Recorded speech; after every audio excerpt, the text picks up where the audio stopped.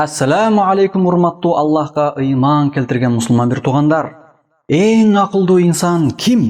Шаддат ибн Аус радиаллаху анху риваят кылган хадисте Аллахтын элчиси Мухаммад саллаллаху алейхи ва саллям айтты: "Аль-каййису ман дана нафсах ва амила лима ба'дал маут." Чыныгы акылман адам нәпси каалоолоруна баш ийбей, өлүмдөн кийинки акырет жашоосу үчүн аракет кылып, ибадат амалдарды кылат. وَالْعَاجِزُ مَنْ أَتْبَعَ نَفْسَهُ هَوَاهَا وَتَمَنَّى عَلَى اللَّهِ.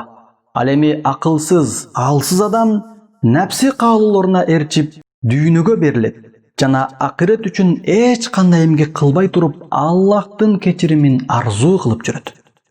Ат-Тирмизи.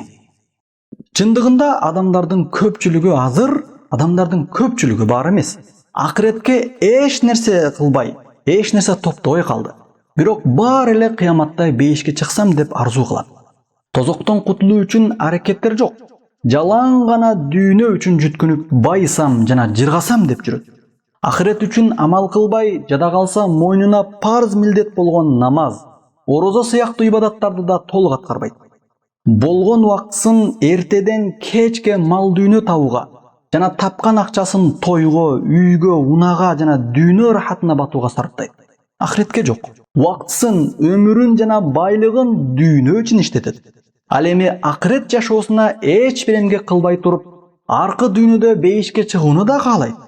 Акыретке даярданбай, азык топтобой, сооптуу иштерди кылбай туруп, жалкоолонуп, эми ал жагы бир нерсе болор, бешинеге жазганы болор, Аллах кечирсе бейишке да чыгам деп Аллахтын кечиримин да арзуу кылып кыялданат.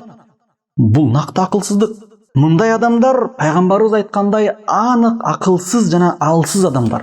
Себеби Кудай берет деп эч бир ибадат кылбай, акыретке эмгек кылбай туруп, Аллах кечирсе бейишке кирип кетем деп, тозоктон кутулам деп курук кыялдарга батуу анык акылсыздык. Мисалы, эгерде бир адам эртеден кечке эч бир жумуш кылбай үйүндө жата берсе, жалкоолук кылса, жашоосун жүргүзүү үчүн эч бир эмгек кылбай аракеттерди кылбаса, жана артынан мен чоң мансапка ээ болом, заңыраган үй салам, көп байлыкка ээ болом, бул жашоодо ийгиликтүү жашайм, көптөгөн иштерди кылам деп айткан болсо, ушул адамга сиздер эмне деп айтат элеңиздер? Албетте айтасыздар, бул алсыз адам, акылсыз адам, байкуш адам деп айтасыздар. Ошол сыяктуу эле өлүмдөн кийинки жашоо үчүн да эч бир эмгектерди кылбай туруп, бейишти үмүт кылган адам да ушундай эле акылсыз, алсыз жана байкуш эсептелинет. Дүйнөгө аракет кылгандай, акыретке да аракет кылыш керек. Дүйнө үчүн аракет кылгандар, акыретке да ошондой аракет кылайлы. Эгерде сен акырет үчүн аракетиңди кылбасаң, алсызсың, анда акылсызсың. Аллах Таала сени кечирүүсү үчүн сен кечиримге себеп боло турган иштерди, амалдарды аткарууң керек. Бейишке кирүү үчүн Аллахтын өкүм буйруктарына моюн сунуу шарт. Эч бир себепти аткарбай туруп, акыреттеги жыргал жашоону үмүт кылуу, бейишти үмүт кылуу накта акылсыздык. Урматтуу бир туугандар, акылга келели. Өмүр кыска. Качан өлөрүбүздү жана канча жашарыбызды эч ким так билбейт. Аллахка моюн суналы. Дагы эле кеч эмес, акырет үчүн эмгектерди кылып калалы. Ибадат амалдарды кылып, Аллахка моюн сунуп калалы. Нәпси каалоолорубузга берилбей, өлүмдөн кийинки жашоого даярданып, сооптуу иштерди аткарып калалы. Аллах Таала бизди жараткан, Аллахка моюн суналы. Жакшылык иштерди кылып, акыретке азык топтоп алган адам гана акылдуу инсан эсептелинет.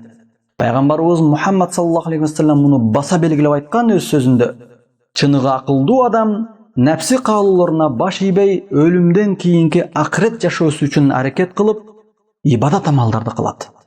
Aqulu qawli hadha wa astaghfirullah li wa lakum. Assalamu alaykum wa rahmatullahi wa barakatuh.